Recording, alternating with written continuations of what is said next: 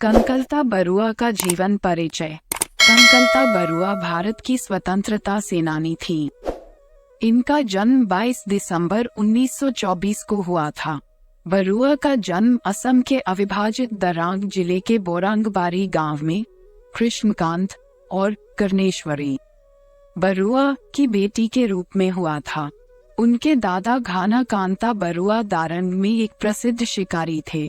उनके पूर्वज तत्कालीन अहोम राज्य के डोलकाशरिया बरुआ साम्राज्य से थे, जिन्होंने डोलकाशरिया उपाधि को त्याग दिया और बरुआ उपाधि को बरकरार रखा।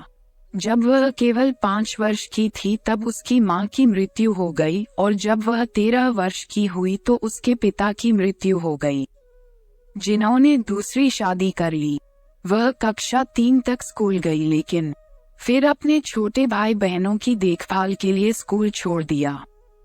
कनकलता बरुआ, जिन्हें बीरबाला और शहीद भी कहा जाता है, एक भारतीय स्वतंत्रता कार्यकर्ता और एआईएसएफ नेता थीं, जिनकी नेतृत्व करते समय ब्रिटिश राज की भारतीय शाही पुलिस ने गोली मारकर हत्या कर दी थी। 1942 के भारत छोड़ो आंदोलन के दौरान राष्ट्रीय ध्वज लहराते हुए भारत छोड़ो आंदोलन के दौरान बरुआ मृत्यु वाहिनी में शामिल हो गए, जो एक मौत का दस्ता था, जिसमें असम के गोपुर उपमंडल के युवाओं के समूह शामिल थे। 20 सितंबर 1942 को वाहिनी ने निर्णय लिया कि वह स्थानीय पुलिस स्टेशन पर राष्ट्रीय ध्वज फहराएंगी। बरुआ ने ऐसा करने के लिए निहत्थे ग्रामीणों के एक जुलूस का नेतृत्व किया। चेतावनी के बाद भी जुलूस आगे बढ़ता रहा, तभी पुलिस ने जुलूस पर फायरिंग कर दी। बरुआ को गोली मार दी गई और वह जो झंडा अपने साथ ले जा रही थी उसे मुकुंद काकोटी ने ले लिया, जिस पर भी गोली चलाई गई। पुलिस कार्रवाई में बरुआ और काकोटी दोनों मारे गए। अपनी मृत्यु के समय बरुआ 17 वर्ष की थी।